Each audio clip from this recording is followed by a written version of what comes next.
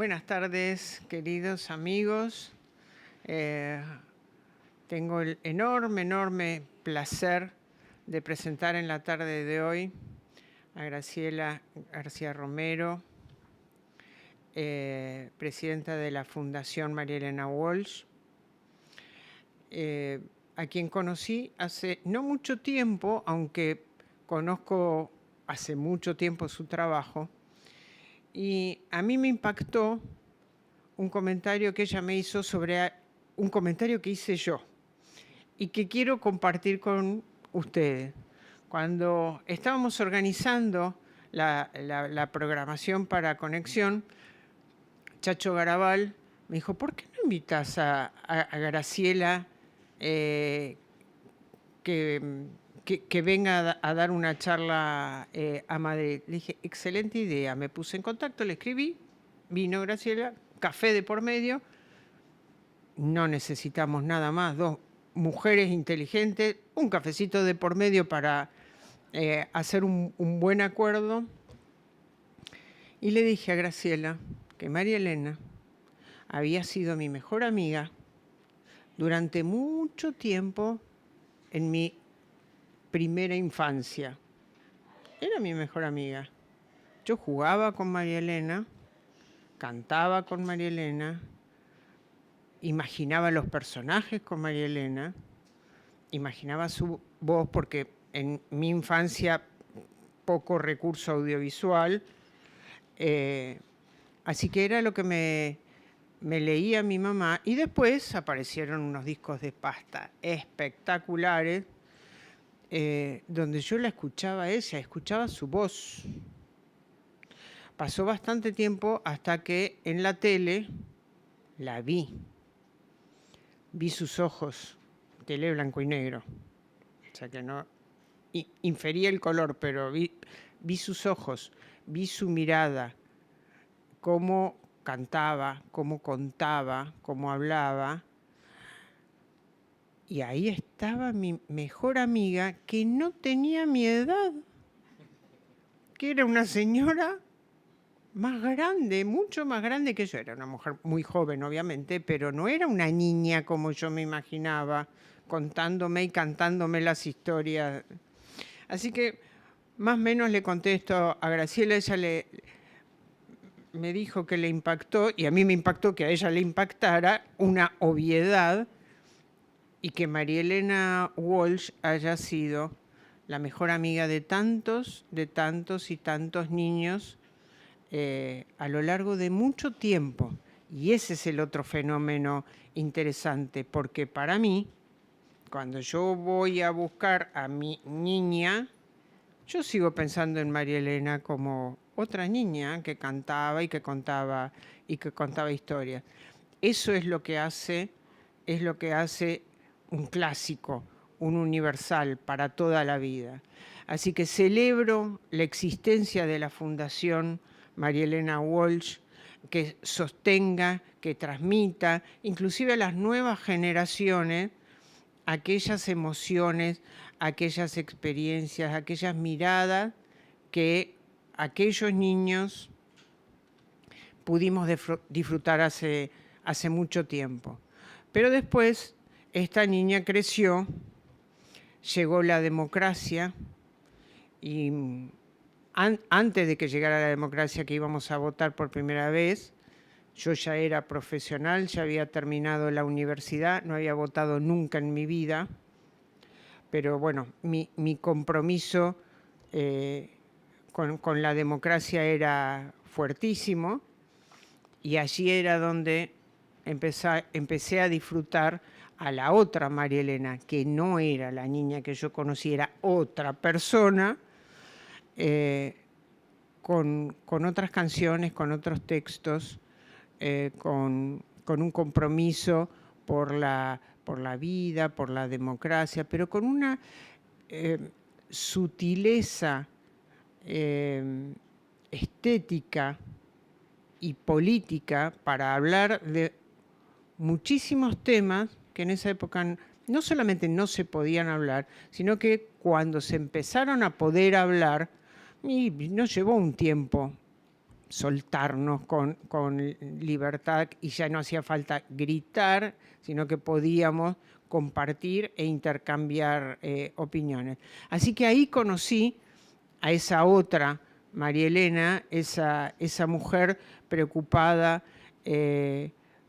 por los más pobres, por los necesitados, por quienes menos tienen, pero siempre con esa mirada muy, muy estética para decir a veces las cosas más difíciles que hay que decir en la vida. Así que, Graciela, adelante y muchísimas gracias a todos por permitirme recordar a mi mejor amiga de la infancia.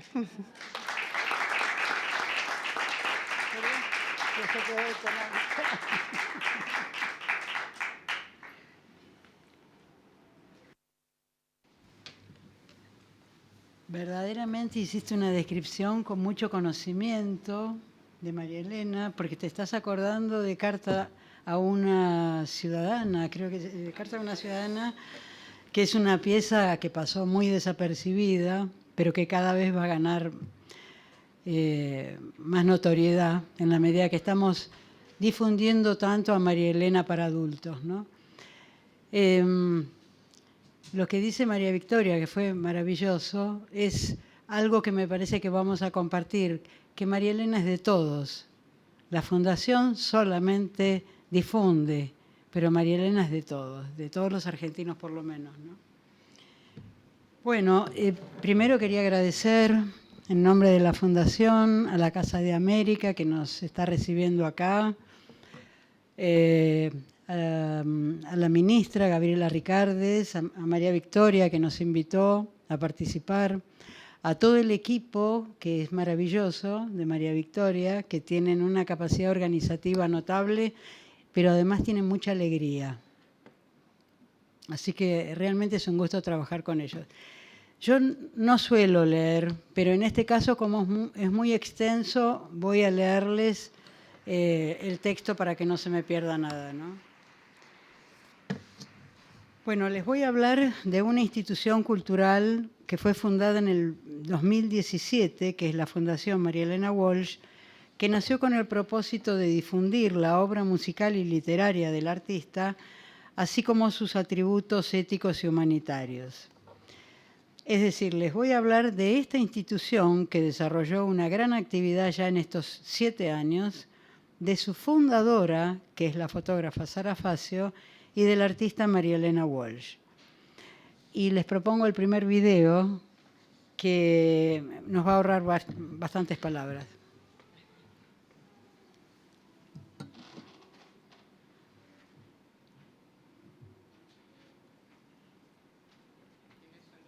No tiene sonido.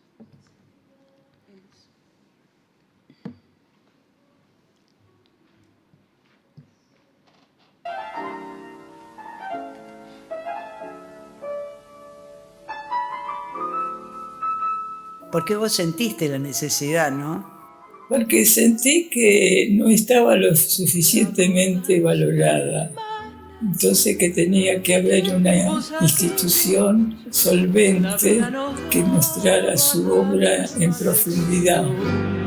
En la primavera del 45 tenías 15 años, lo mismo que yo.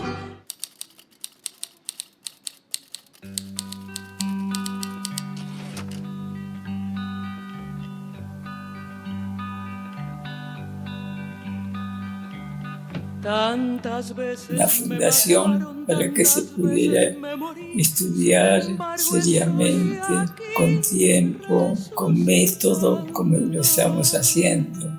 Es una forma seria de acercarse a la obra de una persona. Porque me mató tan mal y seguí cantando al sol como la cigarra, después de un año bajo la tierra, igual que sobreviviente, que vuelve de la guerra.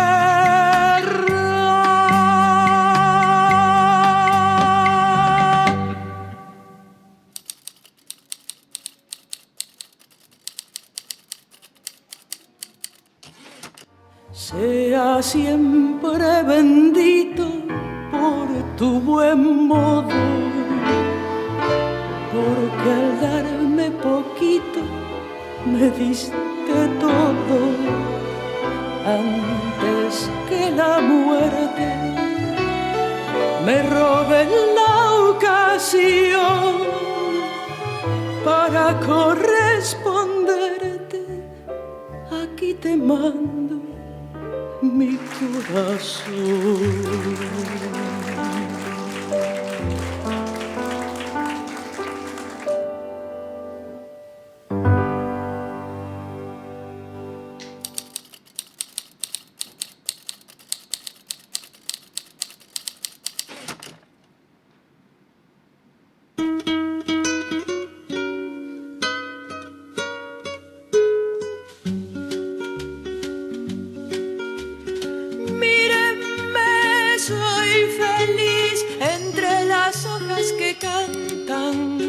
Cuando atraviesa el jardín el viento en monopati.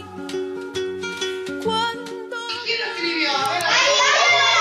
cierro los ojos y sueño con el olor. Todos estos libros los mandó una señora que trabaja para que nos acordemos de María Elena Walsh. Porque me gusta quedarme quieto en la tierra y sentir que mis pies tienen raíz.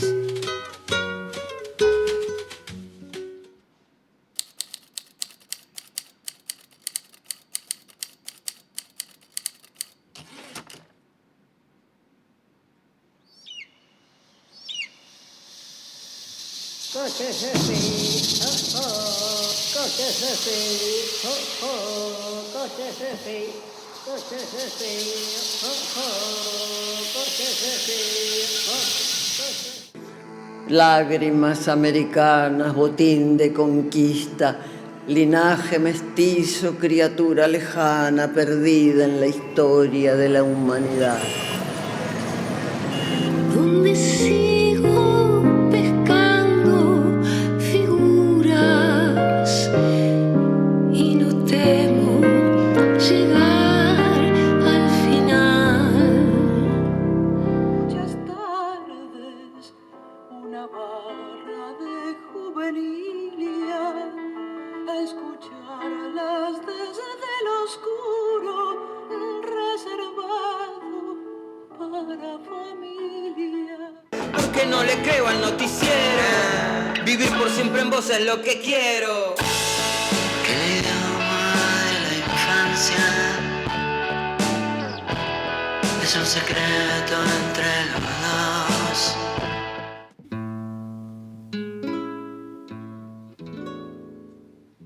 María Elena es como una imagen de lo que nosotros pudimos ser, de la argentinidad que no estamos siendo, pero que podríamos haber sido, porque ella lo fue. Uno siempre estaba esperando de María Elena, y ella creo que no lo sentía como un peso. Estábamos esperando algo genial que dijera María Elena siempre. Sí, verla tomar decisiones, escuchar sus palabras y además mirar su vida transparentada en todo este pensamiento que dejó escrito, me ayudó a caminar mi propia vida y a tomar mis propias decisiones. Se puede sumergir en la mayor profundidad, pero siempre hay red. Como el equilibrista, ¿viste? María Elena fue una mujer valiente, pero nunca fue una temeraria. Si algo no tenía María Elena, nunca, para lo que sea, miedo. Y eso cada vez que se habla de María Elena, hay que decir eso. Nunca le tuvo miedo a nada. Vos sos un muy joven músico, sí, muy jovencito. Sentado en el piso, María Elena se pone detrás, apoya sus manos en tus hombros. Es una bendición. Y yo dije, esa letra es que era de una rara perfección para el momento. Y la canté y fue tremendo. Pronto venceremos, pronto venceremos, juntos lucharemos hasta el final. Quiero que mi país sea feliz, con amor y libertad.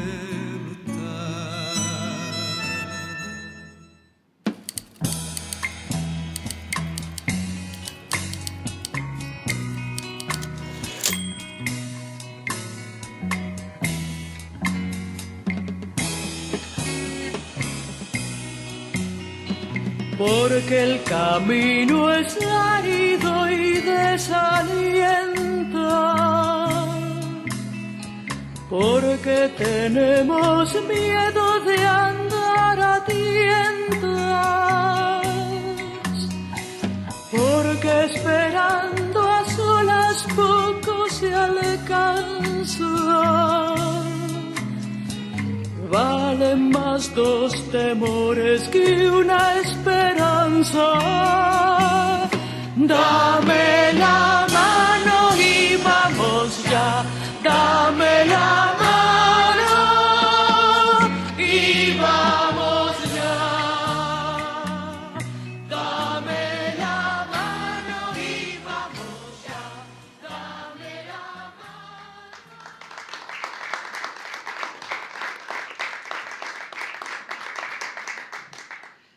Bueno, este video muestra en parte lo que hace la Fundación.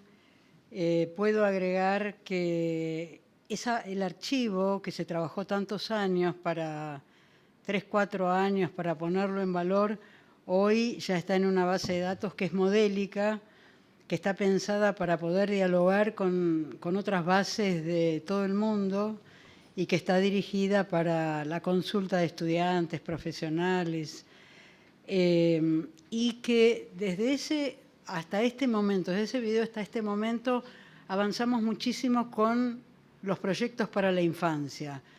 En realidad no nos lo propusimos, vino la infancia y entonces no quedó más remedio que hacer el premio que nosotros tenemos, el premio María Elena Walsh, que en general es de literatura. Ahora hay un premio infantil, que este año es de literatura y es para todas las escuelas de todo el país. Por otro lado, seguimos con todo el planteo audiovisual, que es también una entrada muy interesante porque es la mirada de otros artistas que intervienen en la obra de María Elena. Entonces aparecen directores y en breve van a aparecer ilustradores o pintores.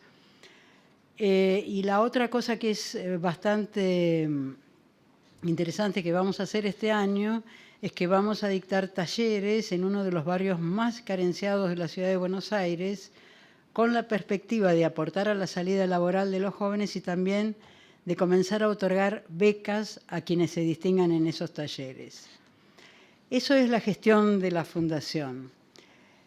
Para hablar de Sara, me gustaría ahora hablar de ella, que es la fotógrafa que fue la compañera, el amor de María Elena durante los últimos 40 años y que fue la creadora de la Fundación. Sara es una personalidad muy valorada en nuestro país por su obra y por su trabajo de difusión y gestión para promover la fotografía argentina, así como es muy escuchada como representante de la generación cultural de los 60, que quedan bastante pocos ya, ¿no? Es muy extensa la carrera de Sara, fue fotógrafa, fue fundadora de foros de fotógrafos, escribió notas periodísticas sobre fotografía en los grandes medios argentinos cuando nadie lo hacía, expuso en casi todo el mundo y curó más de 400 exposiciones. Fundó, junto a la guatemalteca Cristina Oribe, la primera editorial fotográfica de América, La Azotea, para producir libros de la especialidad. Lo que se propusieron las dos es producir libros baratos con muy buena calidad, que era una ecuación también inalcanzable en ese momento. Fundó también un espacio que es legendario para el mundo cultural, que es la Fotogalería del Teatro General San Martín, que es uno de los salones de la especialidad más destacados del país, que permitió que el público argentino primero conociera a los fundadores de la fotografía argentina, segundo a los más famosos internacionales, y además que permitió emerger a jóvenes que eran desconocidos y que hoy son grandes fotógrafos. Y el gran desafío de Sara fue incorporar a la fotografía a nuestro Museo Nacional de Bellas Artes, en igualdad de condiciones junto a las expresiones artísticas tradicionales. Es decir, la fotografía entró como arte, que era lo que ella quería y fue su deseo. Y además gestó una de las colecciones de fotografías más importantes que hay en América Latina. En cuanto a su fotografía, es imposible pensar la vida de Buenos Aires entre los 60 y los 80 sin sus imágenes. En ellas hay rastros de nuestra identidad. En los comienzos de su carrera fotográfica, ya decidió el tema de su primer ensayo fotográfico, que fue Buenos Aires. En 1968, con texto de Julio Cortázar, junto a su socia Alicia D'Amico, presentan el libro Buenos Aires, Buenos Aires, en el que se publica gran parte de las fotografías de Sara que hizo sobre su ciudad. Tal vez sea la primera fotógrafa argentina que supo que la clave de una ciudad está en sus personajes. Tal vez esto haya sido así porque fue la primera fotógrafa criolla que se preguntó ¿quiénes somos? En contraposición al propósito de registrar arquitectura o los escenarios, que era lo habitual hasta ese momento, Sarita Sara empezó a buscar en Buenos Aires otro tipo de personajes. Se habituó a caminar portando 3 cámaras y a encarar de forma directa a los protagonistas de cada escena histórica. No robaba fotos, ella construía el hecho. Siempre dijo que el único paisaje que le interesa es el humano. Y así como retrató a los hombres y mujeres del mundo cultural, también buscaba esos personajes anónimos que estaban más o menos a la vista, pero que nadie veía. Muchas de esas fotos generaron sorpresas y sonrisas irónicas, como la de los promotores de venta de la editorial, que dijeron que no podían garantizar la venta de un libro con fotos de desconocidos. ¿Cómo una vendedora ambulante, la legendaria violetera de la calle Florida, podría estar en una foto en un libro que era un formato hasta entonces restringido a una élite? Por supuesto, el libro fue un éxito y hoy es un libro de culto. Aquellos promotores no llegaron a ver que lo que estaban vendiendo era un anticipo del gran cambio democrático que viviría Argentina en la segunda mitad del siglo XX. Borges, que entonces dirigía la Biblioteca Nacional, pudo por fin fundar su patria al compartir las páginas de un libro con un anónimo marinero de La Boca que con su bote cruzaba el riachuelo todos los días. Eso es de la mano de Sara. En todos los personajes de Sara hay movimiento, en todos podemos adivinar lo que le está pasando en su interior. En la imagen de Borges escuchamos el murmullo de sus palabras. En el conventillo de La Boca oímos la sonrisa de la mujer que frente a la cámara, sin tristeza, cuelga su zapato empapado por una inundación para que se seque y muestra con orgullo su obra, que son sus plantas. No importa cuánto muestre la foto, es Buenos Aires. Ya en 1974, cuando Sara cubre los funerales de Perón para una agencia extranjera, al enfocar su cámara está buscando respuesta a sus propios dilemas, como una argentina más. Al sacar fotos del dolor del pueblo que se siente huérfano, está preguntándose ella misma. Y aquí Sara logra de la fotografía todo su potencial. No retrata el momento, no describe el sufrimiento, lo co-construye con los retratados. La foto de los muchachos peronistas devela un diálogo entre el muchacho y Sara. Ambos sienten ese instante, son dos que construyen el dolor. ¿Por qué esta foto de los muchachos peronistas se ha convertido en la imagen canónica de la muerte de Perón? Porque lo que retrató no es estética y no es registro periodístico, es siendo, y porque como tal fue lo que nuestro país guardó. Cuando se le pregunta a Sara sobre su foto, sobre la lucha de la mujer, ella responde con una sonrisa. Ella es el recorrido de la mujer en lucha por la igualdad. Sus fotos son esa lucha, la de una mujer que hizo todo por la fotografía, desde lo práctico a la búsqueda de una expresión estética propia. Sara no ha vivido su época sin compromiso. No solo tomó su cámara, sino que comprometió su cuerpo y su condición de género. Junto a otros tantos artistas de esos años de esplendor cultural, los legendarios 60, que no son tantos, transmitió la pasión a las generaciones siguientes. Les propongo ver un corto que es un boceto de un largometraje, así podemos ver las fotos de Sara.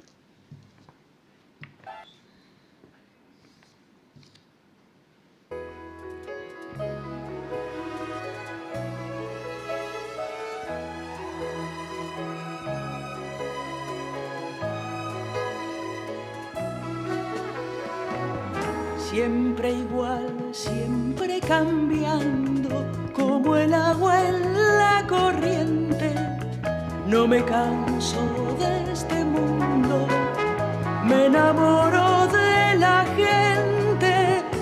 Cuando llegue a puerto, me parecerá temprano, pero daré gracias por no haber vivido en vano. Ventarrón que vienes y vas, llévate mi canción y déjame en paz, y déjame en paz. Ventarrón. Interpretar la realidad. Esa es la profunda misión del fotógrafo, no el documento frío, desapasionado, sino reflejar lo que tiene uno dentro de sí a través de la realidad que lo circunda, de la gente que tiene a mano, de la gente que quiere dejar documentada, pero con pasión, con profundo amor por todo lo que se hace, con un real sentido estético, y que es la única forma, esa estética ligada a la pasión, que hace que la fotografía se mire como un documento válido y perdurable.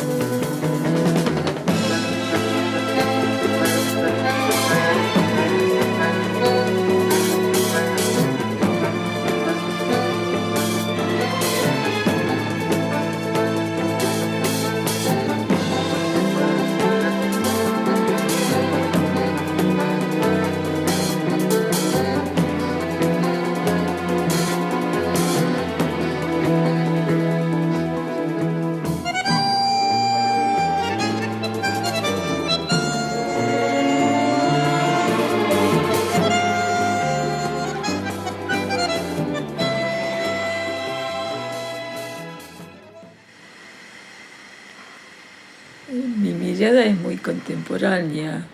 La gente, por ejemplo, admira mi foto de Cortázar. Nada más natural y contemporáneo que esa foto. no tiene juego de luces, no tiene luz y sombra, no tiene pose alguna. ¿Y qué tiene entonces?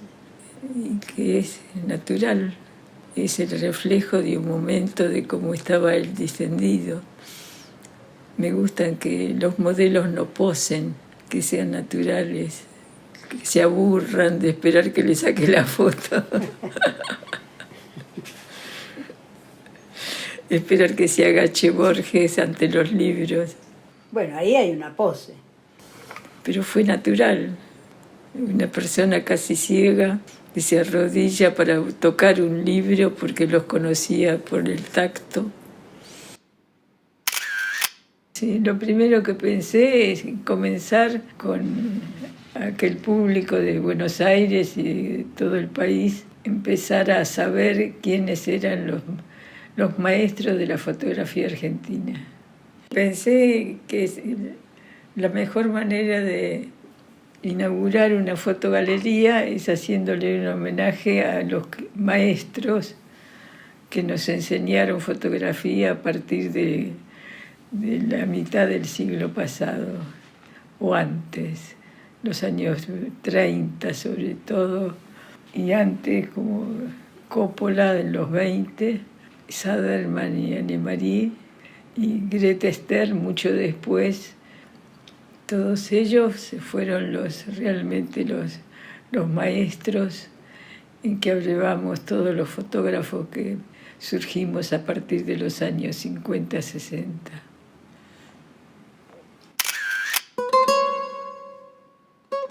Que ella nos invitó a ir a Mar del Plata un fin de semana para proponernos hacer algo con el cine en Mar del Plata. Y de ahí salió La Mujer del Cine. Estimular la producción argentina, pero tratar de que las chicas, las mujeres que les gustaba tanto, con el entusiasmo que venía María Luisa, era un empujón extraordinario. María Luisa Bember y Lita Estantica. Yo hice exposición de mis fotos de gente de cine y hice una exposición de fotos de Annemarie de las estrellas.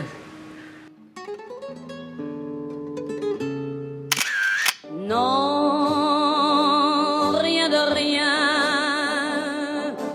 Non, je ne regrette rien. Ni le bien qu'on m'a fait, ni le mal, tout ça m'est bien égal.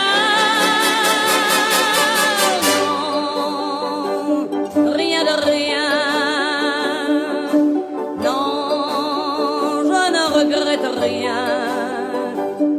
C'est payé, balayé.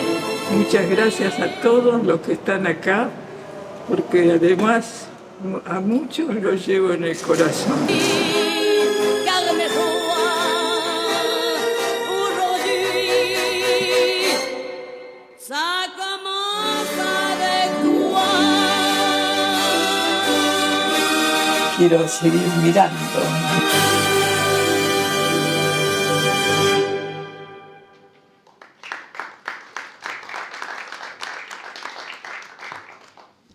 Bueno, y por último vamos a hablar de María Elena. Y nos podemos preguntar quién fue María Elena. Fue una poeta, una compositora, autora de canciones infantiles y también para adultos, una ensayista sobre la sociedad argentina, una pionera feminista y una opinadora feroz. Sin embargo, esa enumeración no alcanza para describir a María Elena en toda su magnitud. ¿Por qué no? Porque tal vez deberíamos ahondar y decir que nos hizo felices en nuestra infancia, nos invitó a ser libres, nos advirtió cada vez que nos estaban engañando, bregó siempre por la igualdad y sobre todo de la mujer y porque rechazó públicamente cualquier modo de discriminación. Y todas estas posiciones las formuló con arte y con una vida de rectitud invariable. Aún así no llegamos a definir la magnitud de María Elena. Podemos agregar Son varias generaciones que continúan cantando a María Elena, por lo que es habitual que en una misma familia la canten la abuela, el padre, los niños, o que sus canciones más hermosas sobre el amor a la patria la cantemos personas de todas las edades, o que algunas canciones de ella fueron adoptando distintas significaciones cuando cada generación, al crecer, necesitó un himno. Tal vez la respuesta sea esa, que María Elena es, porque está dentro de nosotros, como una de las voces de nuestra identidad. María Elena nació en 1930 y se crió en un barrio típico de los alrededores de Buenos Aires, a pesar de que su familia se distinguía para la época por tener el hábito de la lectura y por hacer música con varios instrumentos para cantar todas las noches. El oído de María Elena está formado por música culta. Añoró siempre, hasta de grande, que en su infancia su abuela no le hubiera comunicado más de lo que hizo la música andaluza. Y tuvo en su infancia en general muy poco vínculo con la música popular argentina, algún que otro tanguito que tarareaba la madre.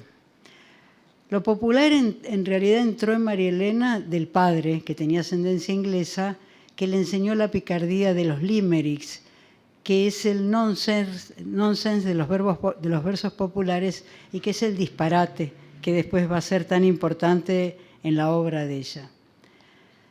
María Elena, después de terminar con todos los libros de la biblioteca del padre, pasó a hacer su propio itinerario, empezó a comprar ella y ya en su juventud tenía en su biblioteca clásicos argentinos, ingleses y españoles.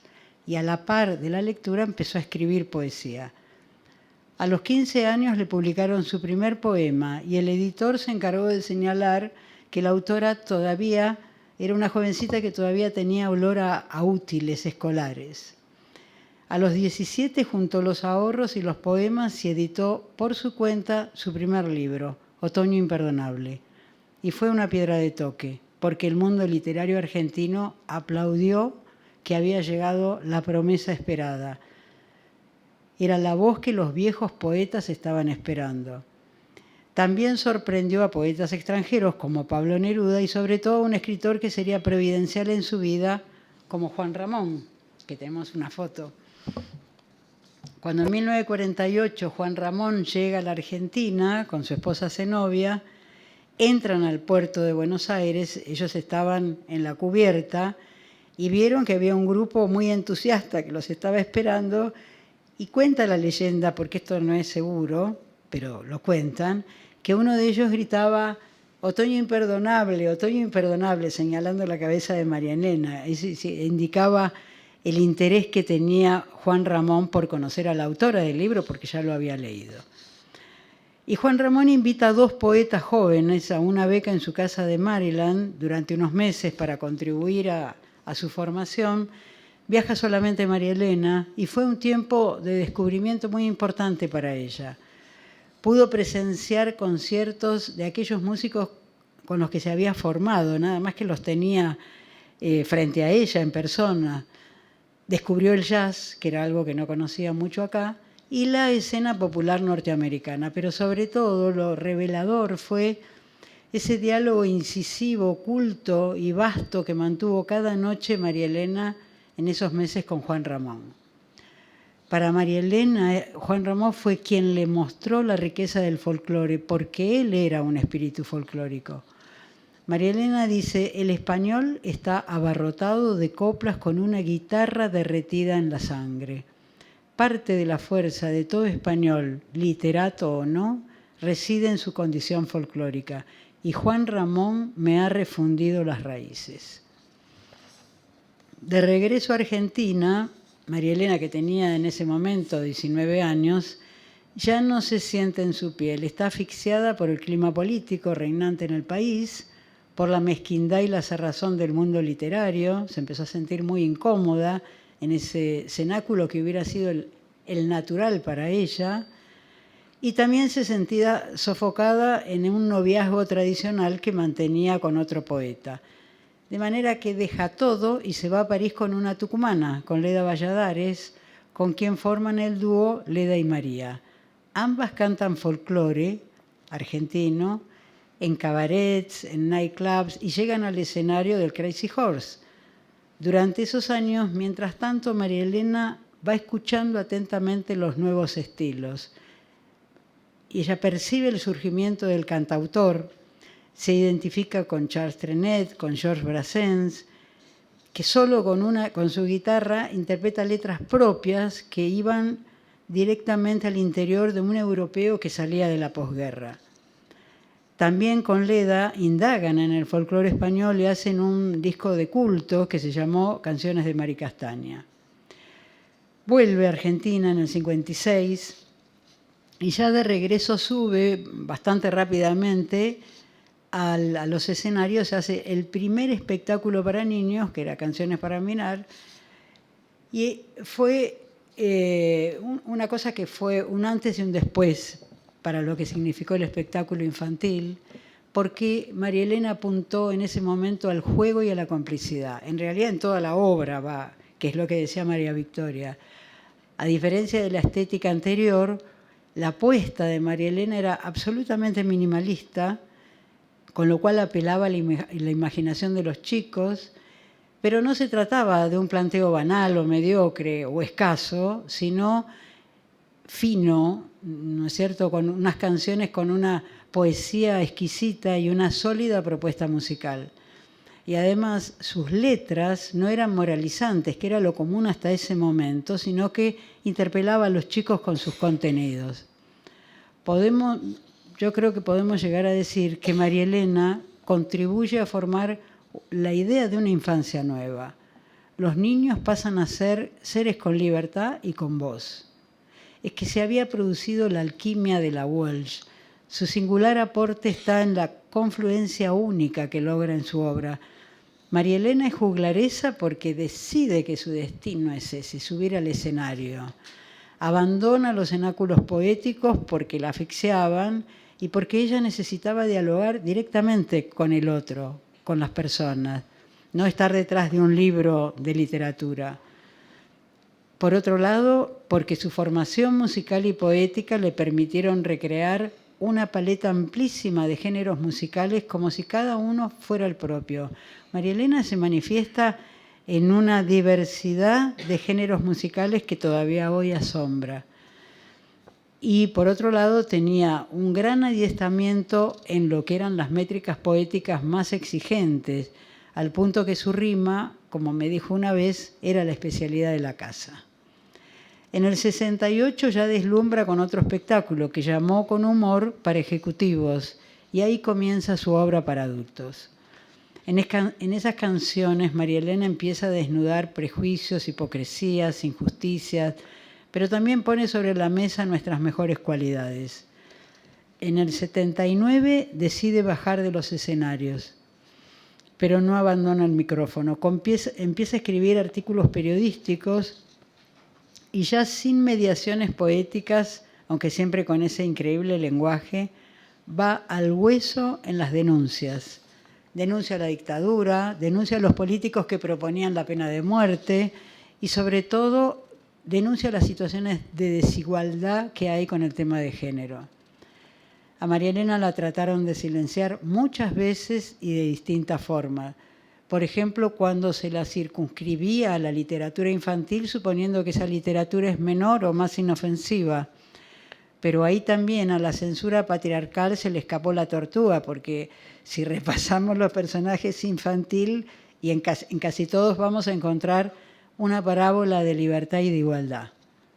En sus artículos feministas, como por ejemplo Sepa por qué usted es machista, o ¿Qué es el feminismo?, hay un espectro que involucra a toda nuestra cultura, no solamente a los hombres.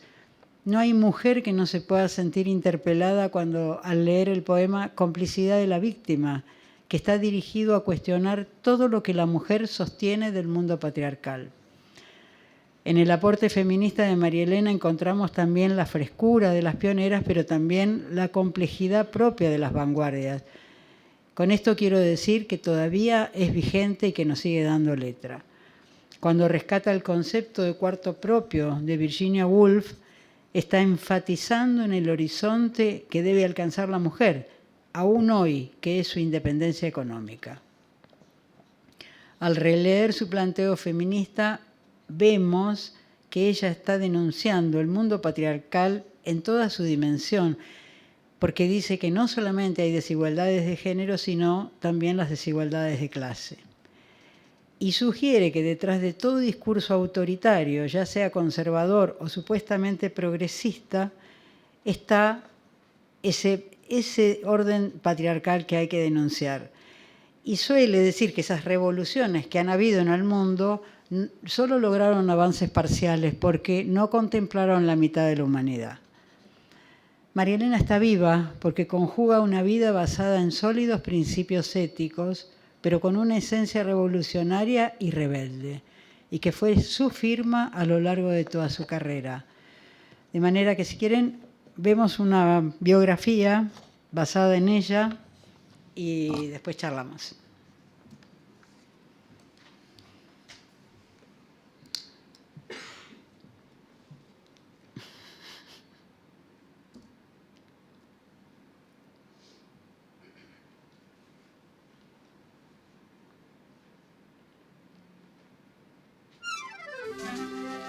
Voy a contarles lo que había entonces en Ramos Mejía.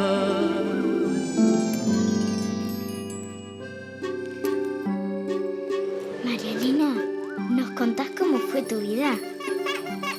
Nací en 1930, en el partido de Matanzas, provincia de Buenos Aires. Mi papá se llamaba Enrique y era contador, funcionario del ferrocarril. Además era músico, tocaba el piano, el mandolín, el violonchelo.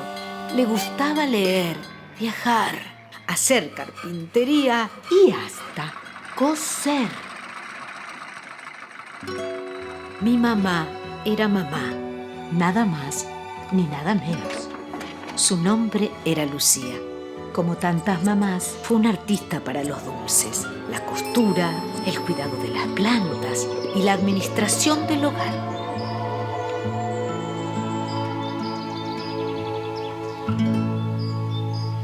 Mi casa era muy grande, con jardín, patios, árboles frutales, gallinero, perro, gato, canarios, tortuga, bicicletas, libros y piano.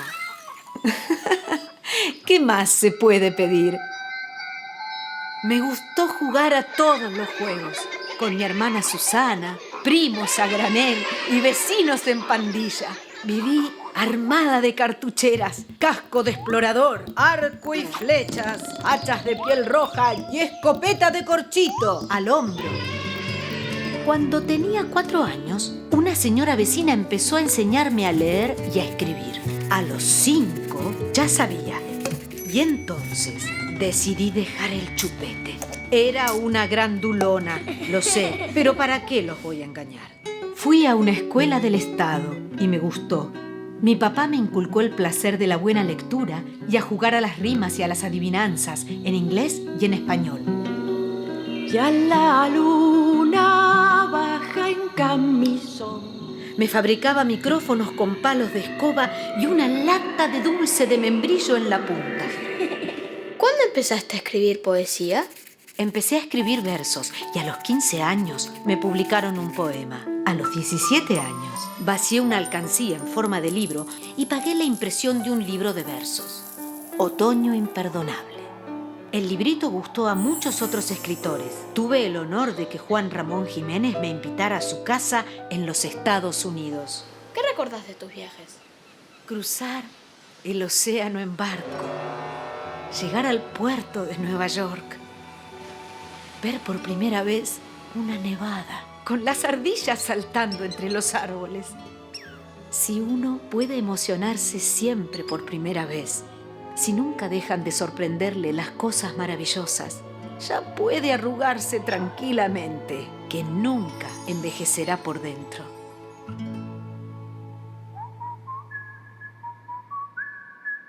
¿Y cuándo empezaste a cantar para la gente? Con dinero prestado, otra vez una mano abierta. Me fui a Europa. Con la folclorista Leda Valladares viví 4 años en París. cantando ese folclore nuestro. Como el carnavalito. En París, el público desconocía nuestra música, pero pronto aprendió a gustarle. Compartí el mundo de los artistas de varieté, entre famosos cantantes y perritos amaestrados, entre actores y payasos, entre bailadores flamencos e ilusionistas. ¿Y por qué empezaste a escribir para nosotros? Uno suele enamorarse mejor de su tierra cuando está lejos. La patria es querida y añorada, como la niñez. Y quizás por eso, por nostalgia, por ganas de volver a jugar en mi propio idioma, empecé a escribir versos para chicos. Rascando un poco la guitarra, me atreví después a ponerles música. Al volver a la Argentina, junté los versos infantiles escritos en París en el libro Tutú Marambá. ¿Dónde está la ratita Ofelia? El gato Confite. Y la mona Jacinta. La vaca estudiosa, la pájara pinta. Son 48 poesías. En 1962 estrené Canciones para mirar. Al año siguiente pusimos en escena Doña Disparate y Bambuco. Allí nació Manuelita. Manuelita, Manuelita, Manuelita, ¿dónde vas con tu traje de malaquita y tu paso tan audaz? ¿Solo escribiste para niños? Volví a pensar en los adultos. A este recital lo subtitulé en broma: para ejecutivos. Aunque ya había cantado antes con micrófonos verdaderos, ahora iba a hacerlo sola y no en dúo, con mis propias canciones. Al parecer, gustó a mucha más gente que amigos y parentela. Escribir y cantar, ¿te hizo feliz? No hay nada más grato que poder vivir del trabajo que a uno le gusta. Eso es casi todo, salvo algunos datos que agregaría porque me pareció que ustedes querían saberlo. ¿Cuáles? Me enamoré perdidamente muchas veces, pero nunca me casé ni tuve hijos. Mi amor, yo quiero vivir en vos. Les dejo una lista de mis libros para no resfriarlos del cansancio. Trabajaste mucho. Estas obras me costaron mucha paciencia, mucha borratina, mucho fracaso, mucho tirarme de los pelos. Pero si me hubieran salido con facilidad, es posible que ustedes con la misma facilidad las hubieran tirado a la basura. Vamos a ver cómo es el reino del revés. Les conté mi vida como si fuera un cuento. Recuerden lo que quieran. Olviden lo que puedan e inventen lo que falte. Al fin y al cabo, toda vida, por opaca que parezca, es un cuento maravilloso. Mírenme, soy feliz entre las hojas que cantan. Cuando atraviesa el jardín el viento en monopatín. Cuando voy a dormir cierro los ojos y sueño con el olor de un país florecido para mí. Yo no soy un bailarín porque me gusta quedarme quieto en la tierra y sentir que mis pies tienen raíz. Una vez estudié en un librito de Yuyo cosas que solo yo sé y que nunca olvidaré. Yo no soy un gran señor, pero en mi cielo de tierra cuido el tesoro mejor. Mucho, mucho, mucho amor.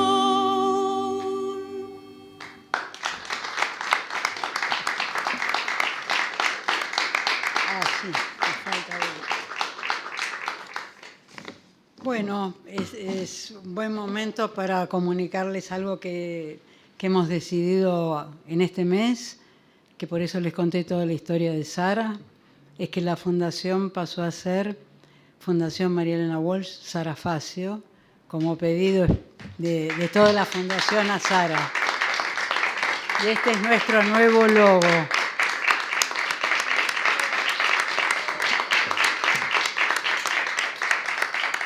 Entonces la fundación ahora tiene dos grandes tareas, porque Sara es como un tsunami, porque tiene una obra muy importante, entonces estamos comenzando a difundir las dos obras. Bueno, no sé si quieren que charlemos algo, quieren hacer alguna pregunta. Acá había unas niñas que cantaban las canciones de María Elena. Ah, ¿recién? Sí, las dos cantaban Carmelita. Y eso que son un poco más grandes, porque en realidad esta película estuvo pensada para los chicos de jardín de infantes, que de pronto yo voy a un jardín de infantes, son muy chiquititos, cantan como ustedes, pero no saben quién es María Elena. Y entonces yo en broma les digo, ustedes tienen un cuadro de San Martín y una foto de María Elena y no saben, son héroes, son los próceres, y entonces por eso hicimos esta película como un modo de divulgar para los chicos quién es María Elena. Así que en breve esta película va a circular por todas las escuelas, ¿no? Es decir, va a ser libre para que circule.